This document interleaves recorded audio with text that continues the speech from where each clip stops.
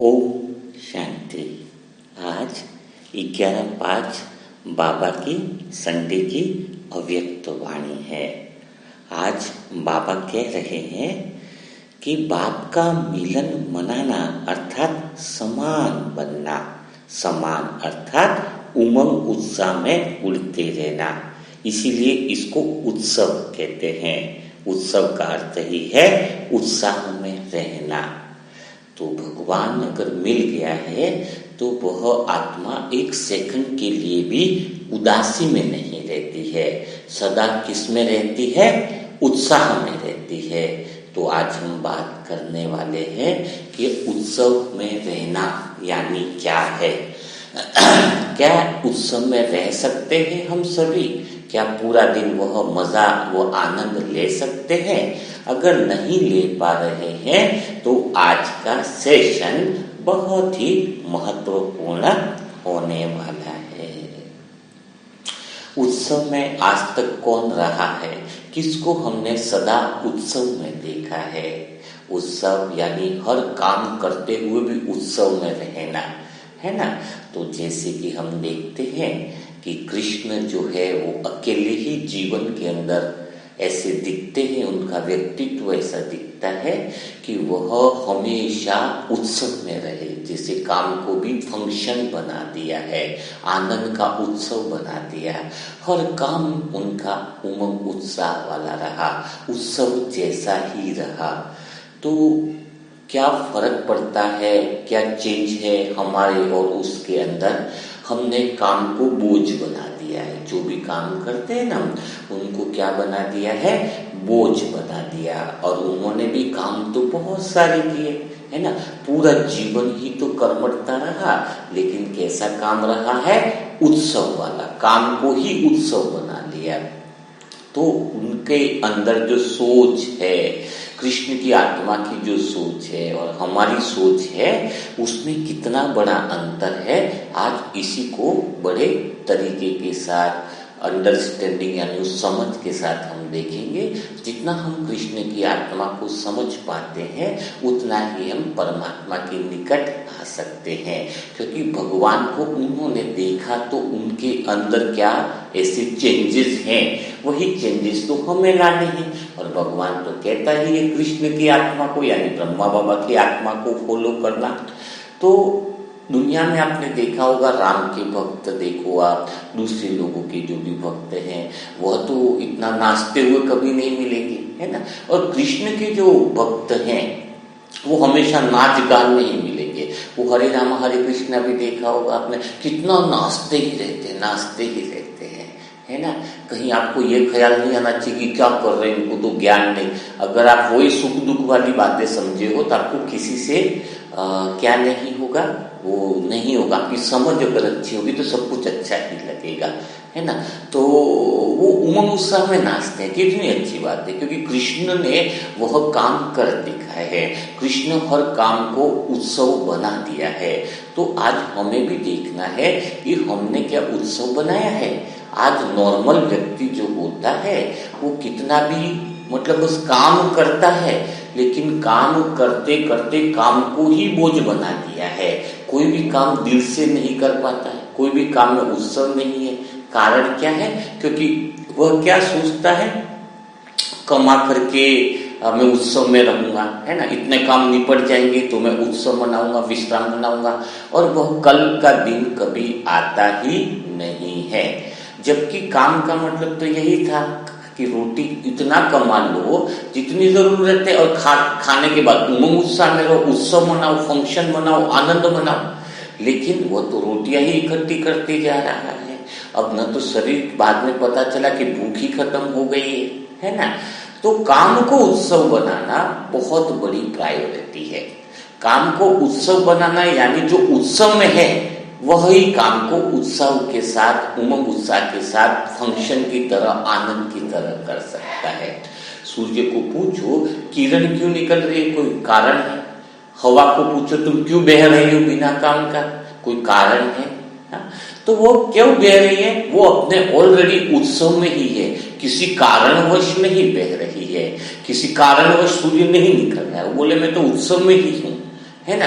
तो वैसे ही जब हम आत्माएं निरंतर उस उत्सव की अवस्था में है, निरंतर उस उमंग की अवस्था में है, तो हम जो काम भी करें वह उत्सव का बन जाता है।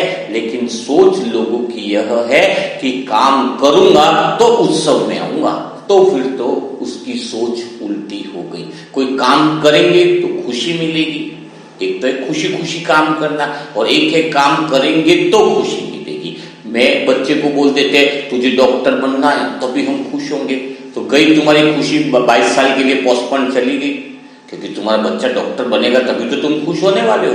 तो 20 साल 10 साल 4 साल तो आपने खुशी को पोस्टपोन कर दिया। भाई वो कब खुश होने वाले, घर में सबको बता दो वो डॉक्टर बनेगा तब हम खुश होने वाले। बेटे की शादी होगी, हाँ भाई बेटे की शादी होगी, बेटे की नौकरी लगेगी तब हम खुश होंगे। हाँ, ये सब क्या है, आपने अपने खुशी को पोस्टपोन कर दिया है, आगे बढ़ा दिया है। कृष्ण का ऐसा नहीं है लॉजिक, सत्युग आएगा तो खुश होंगे, हाँ, नई दुनिया बनेगी तो खुश होंगे, हाँ, ऐसा होगा तो खुश होंगे, नहीं। कृष्ण ने जो काम किया, पहले से खुश और उत्सव में रहे, पहले से उमंग उत्साह में है, पहले से आत्मा की पूर्ण रूप की अभिव्यक्ति में रहते हुए काम को उत्सव बना दिया, बिना फिक्र के आनंद के साथ, कि बस एंजॉय के साथ। ब्रह्मा बाबा का पूरा जीवन आपको क्या मिल रहा है, पूरा उमंग उत्साह का काम। तो लौकिक जो आप लोग काम करते उससे ज्यादा काम तो ब्रह्मा बाबा ने किया, यानी कृष्ण की सोल ने। लेकिन उन्होंने सारे काम में ऐसा उमंग उत्साह से किया है, ऐसा उत्सव की अभिव्यक्ति हुई है, ऐसे आनंद की हर काम में अभिव्यक्ति हुई है कि हर काम ही आनंद बन गया है, हर काम ही मौज मस्ती का बन गया है, तो हर काम में ही वह प्रेम झलक चुका है। तो कहने का अर्थ है कि आज इंसान इतना भागादौड़ी कर रहा है, उसको यह भी पता नहीं है कि मैं काम क्यों कर रहा हूं। एक तो होता है कि काम जीने के लिए काम करना, और एक है काम के लिए जीना। तो तुम जीवन ही जी रहे हो सिर्फ काम के लिए, तुमने अपने जीवन को काम के लिए दे दिया, हाँ, और काम के लिए जी रहे हो, जाके जीने के लिए काम करने का अर्थ क्या है कि भाई थोड़ा सा जितना जरूरत है उतना किया, बाकी तुम उमंग उत्साह में आ गए, उत्सव मनाने में आ गए, आनंद में आ गए, है। तो इसका अर्थ क्या है कि आनंद जो है और उमंग उत्साह जो है, जो हमारी खुशी है, आंतरिक खुशी जो है, वह बरकरार रहनी चाहिए। तब हमें काम करना है। जिस काम में हमारी आंतरिक खुशी ही डिस्टर्ब होने लगे, वो काम भी काम क्या हुआ। तो थोड़ा बहुत क्लियर हुआ होगा, आगे हम इसको और क्लियर कर रहे हैं ताकि आपको समझ में आए। तो कृष्ण की आत्मा के जैसी आत्माएं जो मिलती हैं, जैसे मीरा की आत्मा, सदा कभी योग तो नहीं किया। मीरा की आत्मा तो सीधा कैसी रही, काम ही योग था, कर्म ही योग बन गया था, क्योंकि बस वो तो नाचना गाना उत्सव में रही, पूरा जीवन को खुशी से जिया, संपूर्ण रीति से खुशी को जिया मीरा ने। क्यों? वो प्रेम में डूबी हुई थी, प्रेम में आनंद में डूबी हुई थी। हर घटना उसके लिए, चाहे वो घटना जहर पिलाने वाली हो, चाहे घटना डांटने वाली हो, चाहे घटना समाज की लोकलाज की हो, चाहे कोई साधु संता के भजन की घटना हो, लेकिन वह हर समय कैसी रही है, उमंग उत्साह में, उत्सव में रही। अंदर के गीत गुण गान सब कुछ चालू ही रहे। भगवान आज यही कह रहा है बाबा मुरली में कि तुम उत्सव में सदा रहते हो या कभी कभी रहते हो, तुम उत्सव में सदा रहते हो या कभी कभी रहते हो। एक अगर आत्मा घर में खाना बना रही है, और खाना बना रही है, एक तो होता मूड बिल्कुल ऐसे ठीक है, बना रही है तो बना रही है, ठीक है, तो कब काम निपटे, कब रोटी बने, कब सब्जी बने।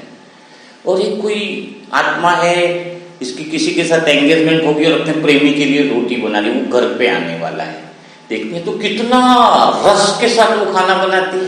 अरे यार वो आ रहे हैं मुझे देखने के लिए, आज मिलने के लिए आ रहे, पहली बार इधर आ रहे हैं, बातें हुई अभी तक तो फोन पर, तो पूरे पकवान इस तरीके से बनाएगी, पूछो मत, पूरा प्रेम का रस उसके अंदर मिला दी। तो वो काम क्या उसको लिए बोझ हुआ, वो काम तो उसको उत्सव मनाने जैसा हो गया। तो क्या हमारे जीवन में परमात्मा के लिए भी हम जो वर्क कर रहे हैं, खुशी से कर रहे हैं या बोझ समझ के कर रहे हैं? जो सेवा कर रहे हैं वो किस लिए कर रहे हैं, या जीवन में जो काम कर रहे हैं क्या उससे हमें कुछ मिल रहा है, या जो काम कर रहे हैं इसका मतलब नहीं कि काम नहीं करना है, काम छोड़ देना है, काम को उत्सव की तरह करना है। एक काम तो करना ही है, एक बगीचे में किसी को काम दिया कोई फूल तोड़ने का काम है, एक तो उसको पगार तो वैसे भी मिलने वाली है, और एक पगार वो इसलिए ले रहा है कि फूल तोड़ रहा है और आनंद ले रहा है, मजे ले रहा है, गीत गाते हुए काम कर रहा है। गीत गाते हुए काम करना मीन्स अंदर की एनर्जी बाहर अभिव्यक्त करना होता है। तो खुला होकर के जीवन जीना, बंधन वाला नहीं।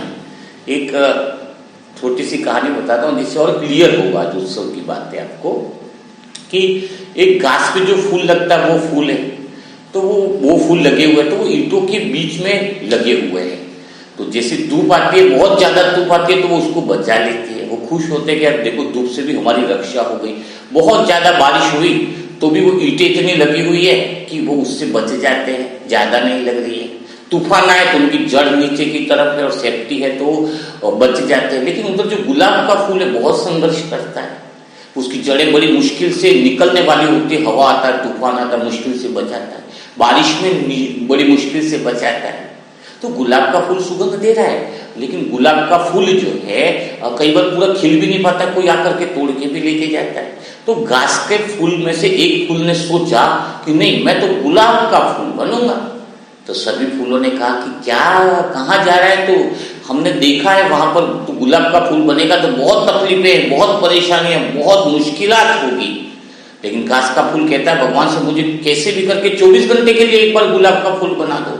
सब लोग बोलते हैं मत जा, हम यहाँ पे सुरक्षित है, हम यहाँ पे सेफ्टी है, हमारा जीवन यही है, हमारे पूर्वजों ने भी यही किया है। नहीं, लेकिन उसको तो ललक लग गई घास के फूल को, नहीं मैं तो गुलाब का फूल बनूंगा, ये परमात्मा मुझे 24 घंटे के लिए बना दो। भगवान ने तथास्तु किया कि चल भाई बन जाए। अब वो गुलाब का फूल बना, बहुत बारिश आई भी, तूफान उसी दिन, बहुत कुछ हुआ, बहुत कुछ उसने सहा, बहुत कुछ। और लास्ट में 24 घंटे पूरे होने तक वो पेड़ जो था गुलाब वाला वो गिर गया। किधर? तो गिरते ही वो घास के फूल थे उसके पास ही गिरा पूरा पेड़। तो घास के फूलों ने कहा हमने तुझे पहले ही कहा था कि तू ऐसा मत कर, देखा ना तेरा क्या हश्र हुआ। तो गुलाब का फूल जो नीचे गिरा था, जो बन गया था, वो मुस्कुराया और बोला मैंने अपनी जिंदगी में खुद को पा लिया, मैंने 24 घंटे में गुलाब का फूल बनने का जो आनंद लिया है वह मैंने कई सालों से इस ईंटों के बीच में पड़े हुए फूल में कभी आनंद वो नहीं आया। मैं तो कहूंगा कि आनंद तुम भी लो, ले लो। तो आप जितना बंधन में जीवन जी रहे हो, कभी बाहर निकलने से डर लो, ऐसा हो जाएगा, समाज क्या कहेगा, वो क्या कहेगा, वो क्या कहेगा। नहीं, बाहर निकल के खुद के अंदर 2 पल की भी जिंदगी जी ली, खुद की निजता की जिंदगी जी ली, खुद के उत्सव की जिंदगी जी ली, खुद की स्वतंत्रता की जिंदगी जी ली, खुद का जो महक है, प्रेम, शांति अंदर गुण है, उसको बिल्कुल रोड पे फकीर क्यों ना हो, लेकिन ऐसा आनंद जो इसमें है वो आनंद वो ईंटों के अंदर घास के फूल में नहीं। ये तो मैं स्वयं के अनुभव से भी आपको बता रहा हूँ। मैंने सब कुछ नहीं देखा, इसका क्या, ये सारे ईंट के बंधन, ये बंधन मैंने सेकंड में बोला नहीं, मैं खुद का जिंदगी जीऊंगा, 2 दिन बाद मृत्यु भी है तो क्या होगा, 2 दिन जो जिंदगी जी वो मेरी अपनी होगी, बस ये टारगेट बनाया था। लेकिन 2 दिन की जिंदगी तो छोड़ो, जिंदगी पूरी अच्छी बन गई। तो हिम्मत चाहिए अंदर से हिम्मत चाहिए, वो जीवन उमंग उत्साह वाला जीने के लिए। जिंदगी बहुत बढ़िया है, जो समाज जीने के लिए दिया था वही समाज अब हमने बनाया था, समाज की समाज से हमें खुशियां मिले, वही समाज तो हमारे लिए टेंशन बन गया। हो क्या रहा है आपके जीवन में? आप पूरे दिन वर्क करते हो, कुछ उमंग उत्साह नहीं, कुछ उत्साह नहीं, अंदर का उत्साह कुछ नहीं बचा है। तो किसका साधन ले लिया आपने? मनोरंजन का साधन ले लिया। मनोरंजन और उत्साह में दोनों फर्क है, उत्सव और मनोरंजन में दोनों फर्क है। क्या फर्क है वो देखिए।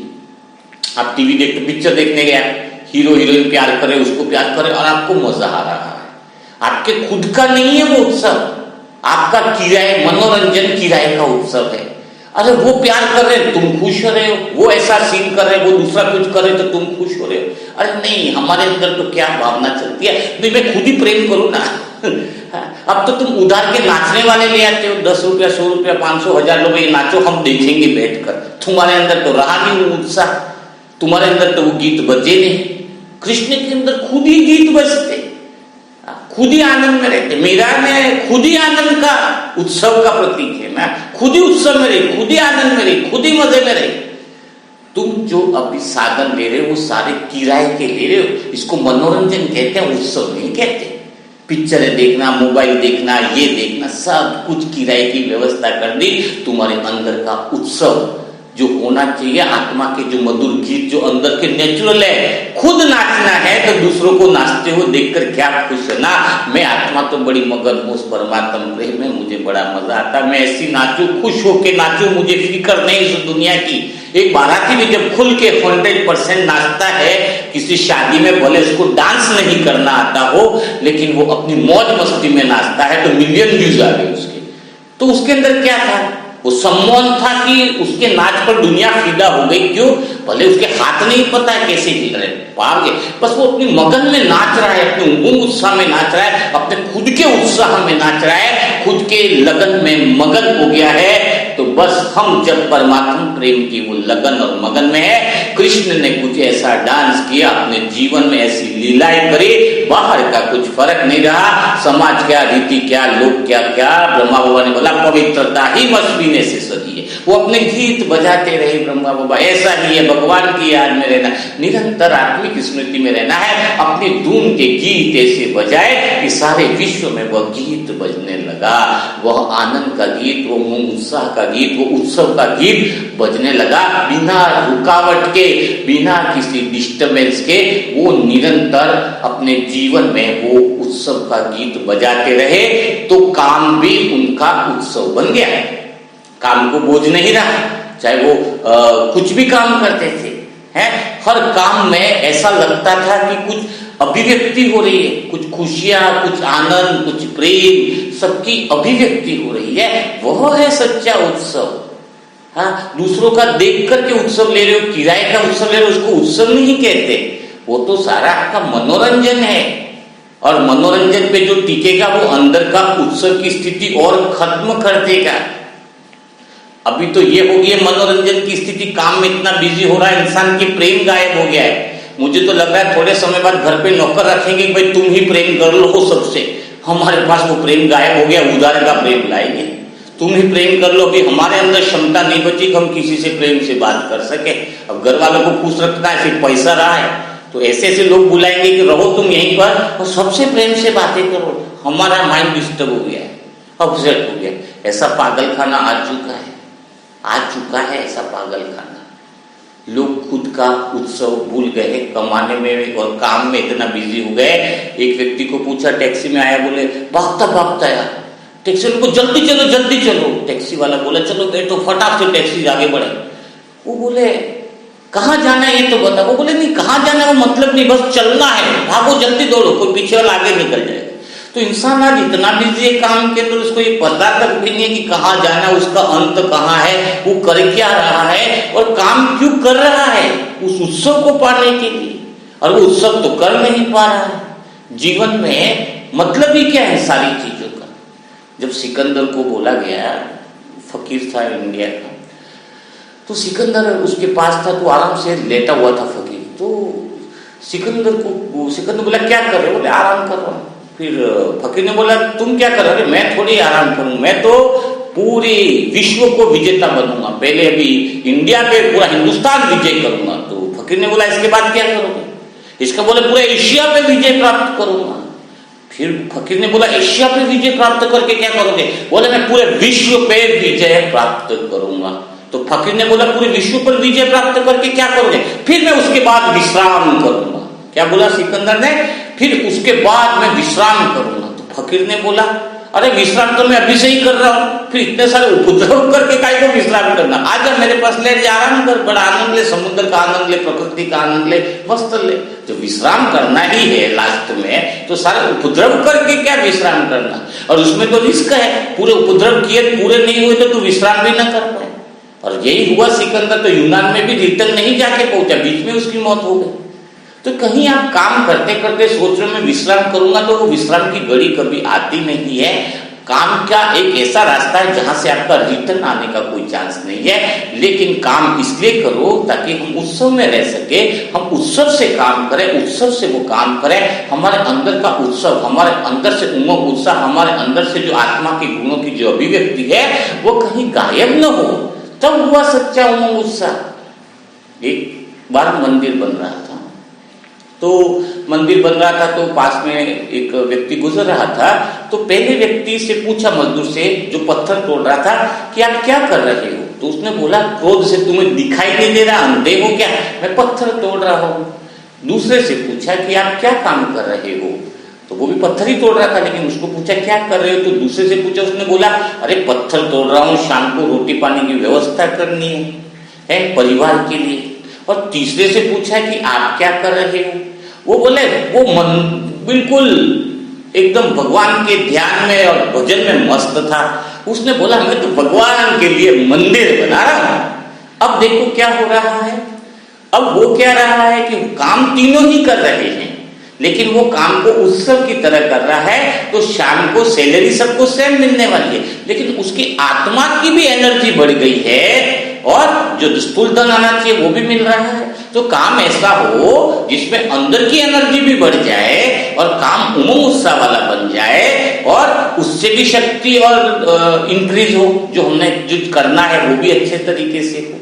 तो कृष्ण का जीवन यही बताता है कि पूरा जीवन लीला का बड़े आनंद के साथ नाचते गाते बोलते गुनगुनाते रहना।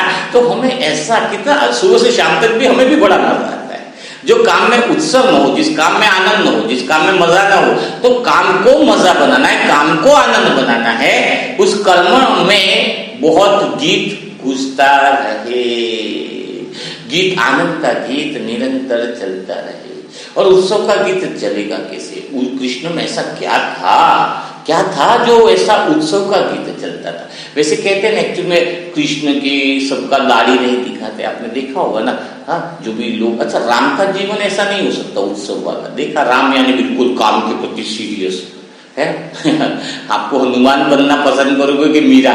हनुमान बनोगे तो बिल्कुल कर्मठता की तरह रहना पड़ेगा, लेकिन मीरा बनोगे तो मजा आ जाता है ना। 24 घंटा हनुमान के साथ रहना है कि 24 घंटा मीरा के साथ? तो मीरा के साथ जन्म जन्मांतर रह सकते, क्योंकि वो उत्सव में प्रेम के गीत में है, और उसमें अपने को आनंद ही आनंद है। और हनुमान जी का जीवन भी बढ़िया ही है, लेकिन हनुमान जी बड़ा डिसिप्लिन वाले हैं। ये करना है, फिर सेवक की तरह ये करना है। तो क्यों लोग कृष्ण को ज्यादा पसंद करते हैं? क्योंकि उसमें भजन है, उसमें आनंद है, उसमें गीत है, उसमें रौनक है, उसके अंदर सब कुछ भूल जाते हैं हम, है ना। तो लेकिन ऐसा उमंग उत्साह आया कहाँ से उनके अंदर? ऐसा उत्सव रहता कैसे है? तो पहले भी आपको पहले की मुरली मंथन हमेशा पुराने वाले सुना करो, क्योंकि एक बार मुरली मंथन से सुनने से समझ नहीं आता है। मैं आत्मा मुरली कितनी बार पढ़ती हूँ, अगर बता दूं आपको तो शायद आपके होश हिल जाएंगे, लेकिन मैं इसलिए बताना नहीं चाहती क्योंकि मुरली मुझ आत्मा का जीवन है। कुर्ते की जेब में पर्स नहीं चाहिए, रुमाल है कि नहीं पता नहीं, लेकिन अंदर मुरली बहुत ज्यादा जरूरी। जेब में मुरली चाहिए, मुरली की धुन बजानी है तो मुरली तो चाहिए, नाचना गाना है तो मुरली चाहिए। मुरली ले ली, पॉइंट ले ली, पॉइंट लिया, गहराई में चले गए, है ना। तो मुरली तो श्वास है, मुरली के बिना तो कुछ है ही नहीं। मुझे आत्मा को इसलिए दूसरे सेशन दूसरी क्लासेस समझ में नहीं आती। जो मुरली भगवान जो कहता है उसी के आधार पे पुरुषार्थ होना चाहिए। बाकी सब चीजें डिस्टर्बेंस कर लेती है, भटकाव लाती है ना। तो हमें समझना मुरली के आधार पर है ना। तो उत्सव की बात है कि कृष्ण के अंदर वो उत्सव कैसे रहा। तो आपको पिछली मुरली मंथन में बताया था कभी कि आत्मा निर्गुण में चली जाए, निर्गुण में जिसमें कोई गुण न हो, निर्गुण अवस्था में रहे, तो वह उत्सव का गुण उसके अंदर प्रकट होता है। अब निर्गुण में उत्सव का गुण कैसे प्रकट हो है? तो शौक है, एक मनोरंजन है, ठीक है, मनोरंजन, और एक है दुख, है ना, जिसमें तो दुख और मनोरंजन से उपरांत जो गुण है निर्गुण के अंदर, वह गुण है आत्मा का गुण है ओरिजिनल। उत्सव का गुण आत्मा के अंदर है। तो मनोरंजन और दुख से पार जो आत्मा में से जो गुण निकले, निर्गुण में से जो गुण निकले, वह उत्सव का गुण है। तब उत्सव का गुण क्या होता है उसको हम डिफाइन करते हैं, समझाते हैं, क्योंकि अभी तक शायद आपको क्लियर नहीं होगा कि मनोरंजन से भी पार कौन सा गुण हो सकता था। कि आपका मोबाइल छूट जाए, आपका दूसरे लोगों का मनोरंजन छूट जाए, दूसरे लोगों को क्या नाचते हुए देखना, समय है खुद को नाचते हुए देखना, खुद को आनंद में रखना, खुद को मगन में रखना, खुद हम झूमे, खुद नाचे, खुद आनंद में रहे, खुद मगन हो जाए उस परमात्म प्रेम में। लोग हमारा नाच देखे, हम क्या दूसरों का नाच देखने के लिए पैदा हुए हैं? हमारा कृष्ण का नाच दुनिया देखने के लिए लालायित हो गई है ना। तो उत्सव उत्सव उत्सव उत्सव का अर्थ है कृष्ण के दाढ़ी नहीं दिखाते, देखा है आपने? किसी की दाढ़ी नहीं दिखाई नहीं। दाढ़ी का मतलब नहीं दिखाने का अर्थ क्या है? सत्युग में देवताओं की दाढ़ी नहीं होती, बस ये बात पकड़ के चले। दाढ़ी नहीं होने का अर्थ क्या है कि आत्मा इतनी चेतना का स्तर उसका सदैव ऊंचा रहता है कि वो कभी बूढ़ा नहीं होता। आत्मा के स्तर की बात चल रही है आपकी, है? बस एक ही बात पकड़ेंगे, सत्युग में बूढ़े नहीं होते, सत्युग में बूढ़े नहीं होते। जिसको भी बोलो भाई बहनों, बस एक ही ज्ञान को रटम रटाया, समझ नहीं है इसके पीछे की समझ को समझना है। और फिर लोगों को और कंफ्यूजन करते हैं, ये कौन सा बूढ़े नहीं होते, सबके तो दाढ़ी आती, इनके दाढ़ी क्यों नहीं? देखो प्रश्न का उत्तर ही नहीं। अरे बात यहाँ पर ऐसी बातें क्यों बोले जो शरीर की बातों में क्यों लगे रहते हो आप? आत्मा की चेतना कभी बूढ़ी नहीं होती है सत्युग में, पहले इस बात को समझना है। कृष्ण की आत्मा हमेशा इन एवरी टाइम एनर्जेटिक रहती है। आज लोग जवानी में भी तो बूढ़े हो जा रहे हैं, 14 साल में भी बूढ़े हो जा रहे हैं, 20 साल में, क्योंकि उनको तो सोच ही खत्म हो गई, अंदर से जीने की उम्र उत्साह ही खत्म हो गया। और कोई बूढ़े में भी जवान है, क्योंकि उनकी आत्मा का चेतना का स्तर और पावरफुल है ना। तो वो बच्चा बन जाते हैं निर्गुण। तो जवानी बुढ़ापा दिखाना, ये नहीं दिखाना, यहाँ समझ की बात है कि हमारी आत्मा भी कहीं दिन भर में बूढ़ी तो नहीं हो जाती। हमारी आत्मा जो बच्चे के रूप में, उमंग उत्साह के रूप में, वो चेतना के स्तर में है, तो हम क्या है? चित्त से पार है। चित्त का प्रभाव नहीं है हमारे पर, चित्त का बोध है, ये भावनाओं का बोध है हमें कि कौन सा सही है कौन सा गलत है, बोध है। लेकिन हम उससे पार हैं। क्या है? उससे हम पार हैं, तभी हम आत्मा सदा जवान यानी उमंग उत्साह वाली। आप तो बोलोगे कि भैंसों के अंदर भी तो वो भी बोध नहीं, वो भी कर्म कर रहे, कुछ उनको प्रभाव नहीं पड़ता है, वो भी तो कर्मातीत है ना। भैंस को क्या फर्क पड़ रहा है? क्या खाना खा रही, मस्त चल रही है मस्ती में। लेकिन भैंस में और हम आत्माओं में फर्क क्या है कि हमारे अंदर चित्त है, हमारे अंदर बोध है, ये जो चल रहा है उसका होश है हमें, और उसको देखने वाले हम साक्षी भाव हैं। भैंसों में, जानवरों में वो चित्त का भाव नहीं है, साक्षी भाव नहीं है, वो चित्त से न्यारेपन का भाव नहीं। यानी जैसे हम कहते हैं कि हम शरीर नहीं है, इसका अर्थ हम शरीर नहीं है ऐसा नहीं हुआ। हम शरीर तो है, लेकिन हम शरीर से पार भी कुछ और है, शरीर से देह से पार भी कुछ और हैं। वह हमें रियलाइजेशन हुआ कि हम देह के जन्म और मृत्यु से पार भी कुछ और हैं, हम उससे डिटैच भी कुछ और हैं। वह हमें समझ मिली, वह हमें अनुभव मिला, वो सब जानवरों में नहीं। तो आप ये नहीं कहोगे कि मैं शरीर नहीं हूं, मेरा शरीर कट गया हमसे, नहीं, कटा नहीं, चित्त में है, देह का भाव है, देह के कर्म में सब कुछ है, लेकिन हम उससे बियॉन्ड, उससे आगे कुछ और है। उसका आवाज जब हमें हो जाता है तो हम जो है वह परमानंद की स्थिति में होते हैं। अभी भी उत्सव की बात आपने समझी नहीं है, जिसको मैं समझाता हूं कि आत्मा में उत्सव क्या, कौन सा गुण निकलता है। निर्गुण का अर्थ क्या होता है? जहां पे कोई आकार नहीं बसता है, जहां पे कोई गुण अच्छा बुरा नहीं बसता है। उदाहरण के लिए एक साधु है और एक चोर है, ठीक है? दोनों आत्मा, एक साधु है और एक चोर है, दोनों पास में सो गए, ठीक है? अब सोने के बाद वो स्व के निकट आ जाते हैं, आत्मिक स्थिति के निकट आ जाते हैं, अपनी सत्य स्थिति के निकट आ जाते हैं। तो जो साधु सोया है, क्या वो साधु है या चोर है? चोर सोया है, क्या सो गया है इसके बाद चोर है? नहीं, वो अपनी मूल अवस्था में, निर्गुण अवस्था में। चोर साधु के पार अपनी आत्मिक अवस्था में, मौन की अवस्था में सो गया, निद्रा में। चोर और साधु कब हुए? जब ये जग गए तो साधु है, वो वापिस साधु बन गया। ये चोर है, जो भी गुण प्रकट कर रहा है अंदर से, तो वो चोर बन गया। लेकिन सोए हुए थे तब तो वो निर्गुण थे, तब तो न तो चोर थे न वो साधु थे। थोड़ा क्लियर हुआ? और इसको थोड़ा सा क्लियर करके समझाते हैं। निर्गुण अवस्था को समझा रहे हैं, जहाँ पे कोई बात का कंपेरिजन नहीं है, तोलुमन नहीं है, तुलना करने वाली स्थिति निर्गुणता में नहीं रहती है। तो जैसे निर्गुण में कोई आकार नहीं है, कोई गुण नहीं है, तो जैसे एक राजा ने बोला, सभी चित्रकारों को इकट्ठा किया और बोला कि ऐसा चित्र बनाओ जिसमें निर्गुण वाला चित्र हो और गाय घास को चल रही है। कैसा चित्र बनाना है? गाय घास को चल रही है, लेकिन शर्त क्या रहा? निर्गुण हो, कलर भी नहीं यूज हो, गाय जैसी दिखे भी नहीं, कि गाय दिखेगी तो गुण आ जाएंगे, घास हरी दिखेगी तो गुण आ जाएंगे। लेकिन कुछ ऐसा चित्र बनाओ जो निर्गुण हो, है। अब वो सभी देखने लग गए।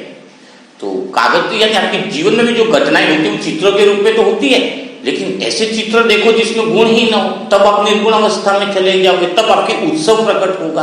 तो क्या होता है, 9 चित्रकारों ने सबने बनाया, तो किसी ने गाय को बिल्कुल ऐसा बताया कि गाय दिख ही नहीं रही है ढंग से, घास ऐसी वैसी दिखाई कि जिसमें कलर नहीं है, पर बोले कि घास है। जब उसको बोला राजा को, ये देखो ऐसा चित्र है, तो उसने बोला ये क्या है? बोले ये थोड़ा थोड़ा फूटा फूटा हुआ है, वो घास है, पर घास तो दिख रही है, यानी गुण हो गया। गाय थोड़ा थोड़ा कलर, बोले गाय का मुख है, बोले ये तो गाय दिख रही है, तो ये भी गुणवत्तारी हो गई। तो सब फेल हो गए। लेकिन जो 10वां चित्रकार था उसने खाली पेज दिखाया, व्हाइट पेपर। बोले इसमें गाय कहाँ है?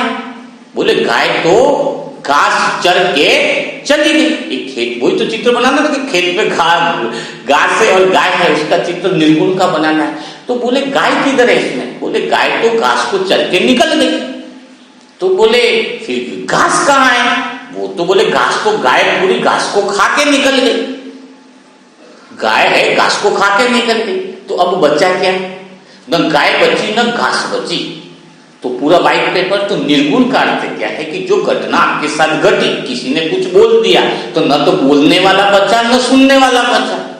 निर्गुण का अर्थ है कि न तो उसका चित्र कहां से बनेगा, निर्गुण से निकलता है और फिनिश हो जाता है। निर्गुण आत्मा मन कैसा है, उसके अंदर वह गुण है कि एक बार चित्र बना और फिनिश हो गया है, कुछ क्षण के लिए बना, निकला अंदर से, है ना। किसी ने तुम्हें तारीफ करी तो न तो तारीफ करने वाला बचा न सुनने वाला बचा, वो चित्र ब्लैंक पेपर हो गया, निर्गुणता की स्थिति में आ गए। अब व्हाइट पेपर, न तो मुझे किसने सुनाया न मुझे किसने कहा, क्योंकि कहने वाला भी नहीं बचा, तो एक सीन था, आया और अभी ब्लैंक पेपर हो गया, मैं निर्गुण हो गया है। आप क्या पकड़ के लेके बैठते हो चित्र को, मामी ने ऐसा कहा, मामा ने ऐसा कहा, उस मन और बुद्धि और शरीर के गुणों में आ जाते, निर्गुण में नहीं आ पाते, आत्मिक स्थिति में नहीं। वो चित्र को ही पकड़ पकड़ के आप चलते हो, तो आपका उमंग उत्साह वाला जो निर्गुण का गुण है वो आ नहीं सकता। जब आप कोई भी बात हुई, कोई घटना है, उस घटना में बंधे हुए नहीं और निर्गुणता की स्थिति में आ जाते, निराकार, यानी चित्र बना, लेकिन अब आपके पास कौन सा चित्र बचता है? व्हाइट पेपर याद कर लो, न तो कहने वाला बचा न सुनने वाला बचा, तो मेरा जीवन एक ब्लैक पेपर है। अब मेरे अंदर से जो उमंग उत्साह के गीत बजेंगे, अब खाली जो बच्चा है वो मेरी अनहद नाद बची है।